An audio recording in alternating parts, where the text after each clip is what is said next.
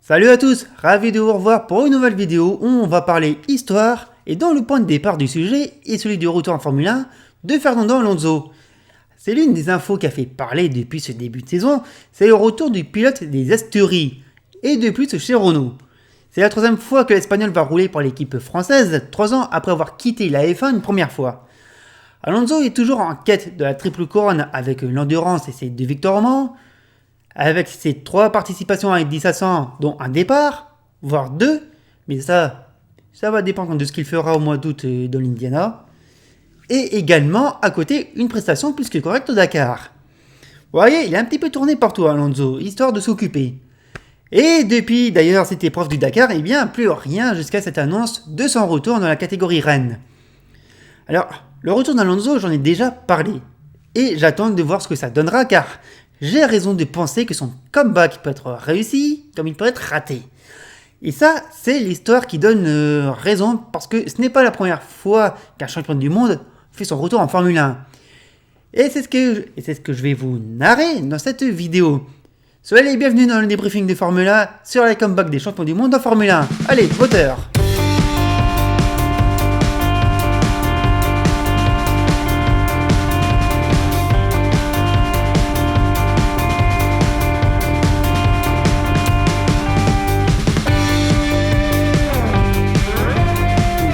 Et pour commencer, on va prendre un pilote qui a gagné des courses, des titres, qui a roulé contre des adversaires de tout niveau, et il a fallu qu'il revienne.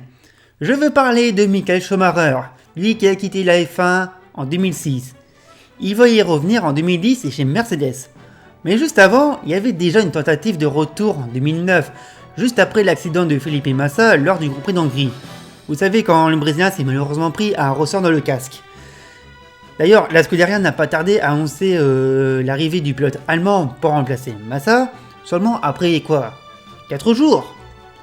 Comme si directement c'était une évidence.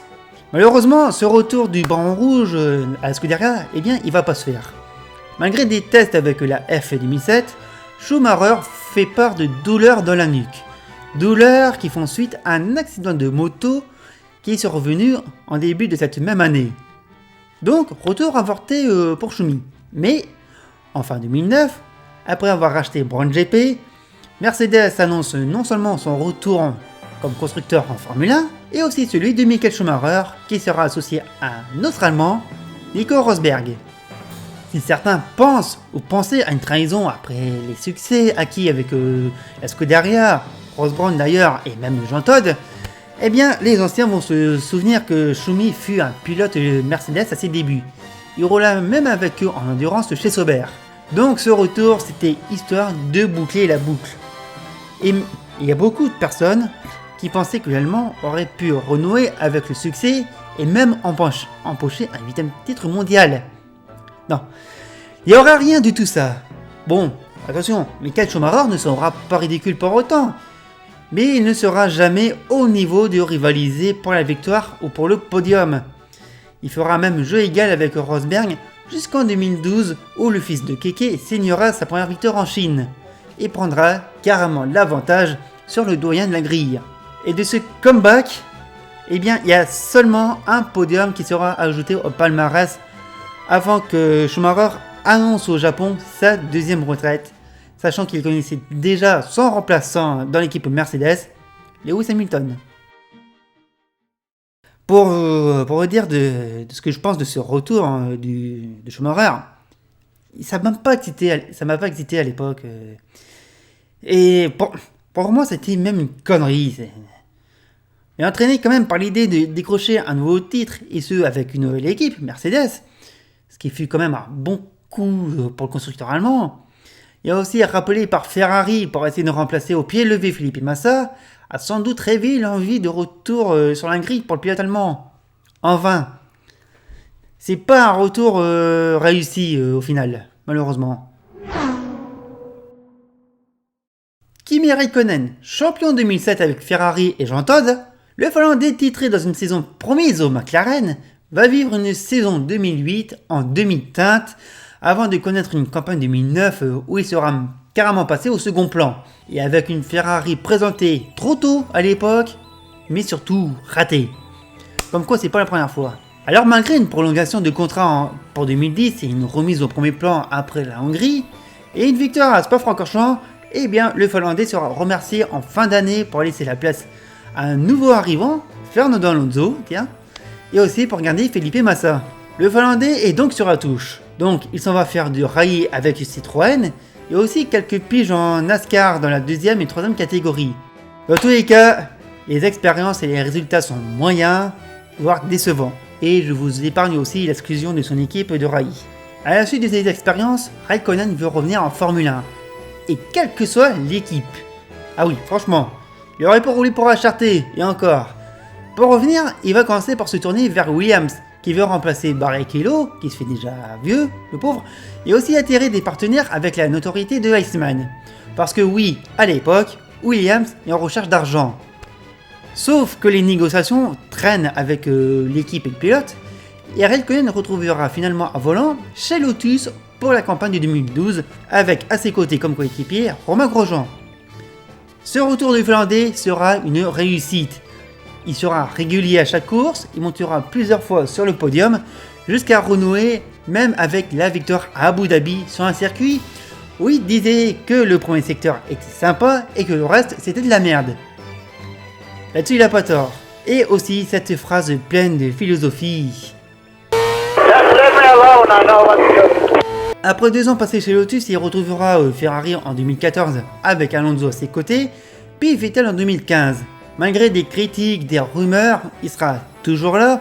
Et sur sa fin d'aventure en 2018 avec Ferrari, il décrochera une pole position inespérée à Monza et également retrouver le goût de la victoire à Austin la même année. Il partira ensuite retrouver l'équipe là où il a commencé en Formule 1, Sauber, devenu Alfa Romeo. Honnêtement, en 2012, Jenny Capital, qui est l'actionnaire de l'équipe Lotus, a réussi un coup de poker en signant le Finlandais vu les résultats et les victoires glanées. Là, au moins, c'est un retour qui m'a vraiment fait plaisir. Surtout revoir Raikkonen, qui est un personnage atypique. Bon, la séparation avec Lotus a fait un peu polémique fin 2013. Raikkonen s'est fait opérer du dos et n'a pas pu finir la saison avec Lotus. Ce qui, je pense, a dû condamner l'équipe de Winston par la suite. Parce que derrière, ils n'ont pas embauché un grand talent. Et bon, le retour quand même de Raikkonen chez Ferrari, il aurait pu se passer quelque chose. Il aurait pu. Mais non. Ferrari, quoi. On va remonter le temps pour parler d'un lion anglais. Le lion Nigel Mansell, qui a commencé en Formule 1 en 1980 avec Lotus. Beaucoup d'observateurs diront à l'époque qu'il n'a pas le profil pour être champion. Mais ce qui nous intéresse, c'est la campagne 1992. L'Anglais survole le championnat avec sa Williams Renault révolutionnaire qui embarque ce fameux système de suspension active. Et surtout après une saison 91 où il fut la victime de nombreuses critiques. Et surtout qui a quand même fait une fin de saison assez exceptionnelle. Mais l'Anglais prendra enfin sa revanche sur plusieurs années où il a pu finir à plusieurs reprises dauphin de champion. Et cette fois, lors de ce Grand Prix d'Hongrie 92, c'est lui qui s'assoit sur le trône mondial de la Formule 1. Et pour le féliciter, Frank Williams le pousse à la sortie. Bon, il faut dire que Mansell aurait demandé à son patron une augmentation salariale énorme. 23 millions de dollars. Oui, ça fait énorme pour l'époque. Si on compare aujourd'hui, c'est rien, mais bon, voilà. Williams a depuis longtemps signé Alain Prost pour 93. D'ailleurs, on va en parler après. Alors, non seulement déçu du geste de son patron et de son refus d'augmentation, ça peut se comprendre, Mansell part en Amérique pour rouler en kart avec l'équipe Newman Haas en 93, où il va remporter le titre in extremis face à Emerson et Fittipaldi. En 94, ça sera pas la même ambiance et les résultats seront presque néants. Et un jour, il reçoit l'appel de Bernie Ecclestone qui lui demande de retourner chez Williams. La raison est que depuis les événements tragiques d'Imola et l'archi-domination du jeune Michael Schumacher avec Benetton, l'argenté de la F1 s'inquiète pour les audiences qui ne font que chuter. Ecclestone estimait que si Mansell revenait, la Formule 1 irait mieux. Mansell accepte et retrouve donc son ancienne équipe pour le Grand Prix de France à Manicourt à la place du jeune David Coulthard. Et il signera même le deuxième temps sur la grille derrière son coéquipier d'un jour, Damon Hill. Résultat qu'il ne pourra pas concrétiser suite à un problème mécanique. Et surtout à une course un peu compliquée pour lui. Mais bon, forcé de respecter son contrat avec Newman Haas, il retraversera l'Atlantique pour finir la saison de kart. Enfin, la finir comme il peut, hein. Avant de terminer la saison à nouveau chez Williams pour les 3 derniers Grands Prix de la saison. Une fin de saison d'ailleurs qui va se conclure par une victoire à Adelaide devant Gerhard Berger et Martin Brundle. Ah bah forcément, les 2 prétendants au titre se sont éliminés dès le début de course. Pensant qu'il en a encore sur le pied, Mansell va trouver un accord avec Ron Dennis pour aller chez McLaren en 1995 et viser un possible deuxième titre de champion. Sauf qu'un problème va se rencontrer. Le bon point du Britannique ne lui permet même pas d'être à l'aise dans la voiture. Et un nouveau châssis doit être conçu sur mesure dans un court délai. Mansell rate donc l'ouverture de la saison, et quand enfin sa voiture elle est prête pour le Grand Prix du Saint-Marin, c'est la catastrophe. Il n'est pas dans le coup. Ron Dennis va perdre patience très rapidement et va limoger le champion du monde 92 après seulement 2 courses. L'histoire aurait pu se terminer autrement pour Mansell, honnêtement. Malheureusement, il fut le pantin d'une raison plus que politique qu'une raison humaine. Un vrai gâchis. 1991, Ferrari est au plus bas. Une guerre politique interne n'arrange pas les choses et il y a un pilote qui va en faire les frais. C'est Alain Prost. Il faut dire que le Français n'a pas aidé à sa position dans l'équipe italienne quand à la fin du Grand Prix du Japon, il aurait comparé sa voiture à un camion. Je dis il aurait parce qu'en fait, il n'a jamais comparé sa voiture à un camion parce que voilà, ses propos ont été déformés par la presse et Ferrari en a utilisé un prétexte pour le virer. C'est une coutume chez eux, hein. Le Français est donc à pied pour 92. Et encore, il aurait pu rouler pour Ligier, mais les histoires autour de son contrat sont parties en vrille des 2 côtés. Et pour pas arranger la chose, la politique s'en est mêlée. Je vous invite même à aller voir cette histoire avec Ligier parce que c'est improbable. Année sabbatique donc forcée pour le triple champion du monde, qui sera consultant pour TF1, qui retrouve les droits de la Formule 1 après la faillite de la 5. Mais Prost sait qu'il ne restera pas longtemps derrière un micro et des écrans et qu'il sera au volant de la Williams pour 1993 et 1994. Prost a négocié dur pour revenir avec la future équipe championne du monde et surtout pour ne pas avoir Ayrton Senna comme coéquipier. Ce qui va beaucoup irriter le Brésilien à l'époque. Et surtout, il n'aura pas non plus Mansell comme coéquipier pour les raisons qu'on a vues auparavant. Prost débarque donc dans l'équipe à nouveau championne en titre dans cette fameuse Williams gérée par la suspension active et des computers comme on disait à l'époque. Une voiture que le Français va pas vraiment aimer à piloter, hein. Ah bah piloter Terminator c'est compliqué, hein. Et pour le seconder, Williams va se séparer aussi de Riccardo Patrese et le remplacer par Damon Hill, fils de Graham et à peine 10 Grands Prix dans les pattes. Et pourtant 93 ne va pas être une sinécure pour le Français. Malgré sa première victoire à Calami pour l'ouverture de la saison, on va le mettre en doute, surtout après ce fameux Grand Prix d'Europe à Donington qui s'est passé sous la pluie, où on le somme même d'aller s'expliquer aux 20h de TF1 sur cette contre-performance. Vous imaginez s'expliquer publiquement à une heure d'une grande écoute parce qu'on a fait je ne sais combien d'arrêts au stand, mais même ce qui serait aujourd'hui impossible. Limite tout le monde s'en moquerait quoi. Le professeur donnera la leçon à ses détracteurs et à Senna en signant les succès et en décrochant au Portugal son 4e titre de champion du monde. Et 2 jours avant ce sacre, eh bien il annonce sa retraite de pilote de Formule 1. Et pour cause, non seulement il a fait taire les critiques sur son envie de rouler, mais il sait également que Renault et Williams veulent avoir à tout prix Ayrton Senna. Compte tenu de son contrat, Prost préfère partir et raccrocher les casques. La suite, on la connaît. On ne peut pas vraiment dire que Prost a fait son comeback en 93. Mais si on retient ce qui s'est passé lors du Grand Prix du Japon 90, la saison suivante avec une équipe Ferrari qui se bouffait intérieurement, on peut dire que oui, ça fait bien le retour d'Alain Prost en 93. On peut le dire. Et on va finir par un grand nom de la Formule 1, qui a écrit l'histoire du sport par sa technique, son talent et sa détermination. Je veux parler de Niki Lauda. Son tragique accident au Grand Prix d'Allemagne de 1976 et son retour à la compétition après seulement 6 semaines ont forcé l'admiration et le doute de son combat contre la mort. L'admiration, c'est vrai, il est revenu encore endolori de son accident. Et le doute, ça faut regarder du côté de son patron. Et il faut savoir que ce retour ne plaît pas du tout à Enzo Ferrari, qui veut mettre Lauda sur la touche en fin de saison de cette année 76. Mais, après discussion un peu dure, l'Autrichien sera encore en rouge l'année suivante et il ira même remporter un deuxième titre avec Ferrari, qu'il quittera avant la dernière course de la saison. Parti chez Brabham pour l'année suivante, il est intéressé par le travail de Gordon Murray, l'ingénieur de l'équipe, surtout de la BT46B, cette fameuse voiture aspirateur avec lequel il va remporter le Grand Prix de Suède.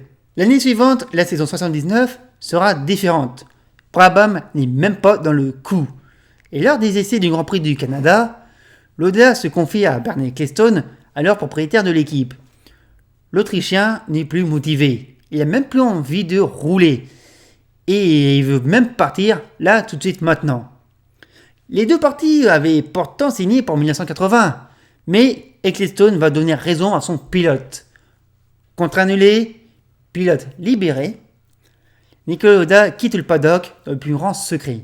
Éloigné du monde de la F1, le pilote autrichien s'occupe de sa compagnie aérienne et il a presque coupé les ponts avec le paddock. Pourtant, il y a des bruits qui courent dans ce fameux paddock au début de la tournée européenne de la saison 81. Ron Dennis veut faire revenir l'Autrichien sur la grille dans le but de redresser l'équipe McLaren. Chose qui sera officialisée courant septembre de cette même année 81 à Donington pour un essai. Lauda revient en Formule 1 pour 1982 avec comme coéquipier John Watson. Cette année marquée par les événements tragiques de Belgique et du Canada, Lauda signera 2 victoires et 3 podiums, finissant à la 5e place du championnat. Tandis que cette année 1983 sera une année compliquée et vierge de bons résultats. Pour 1984, McLaren décide de remplacer John Watson par Alain Prost. Lauda s'entend très bien avec le français limogé de Renault et trouve en lui un sérieux rival pour le titre. Et même s'il a moins de victoires que lui, Lauda sera plus régulier en résultats sur la fin de saison et décrochera un 3e titre pour un demi-point face à Prost. En 85, c'est le Français qui va dominer la saison et Lauda va perdre à nouveau sa motivation. Il annoncera en Autriche sa 2e retraite. Cette fois, Lauda part par la grande porte avec une première sortie discrète et surtout enfin reconnu par ses pairs, par son palmarès et aussi les combats menés sur la piste et en dehors.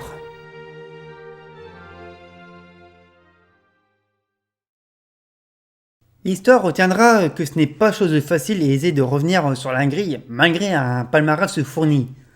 Ici, je me suis vraiment concentré sur les champions du monde.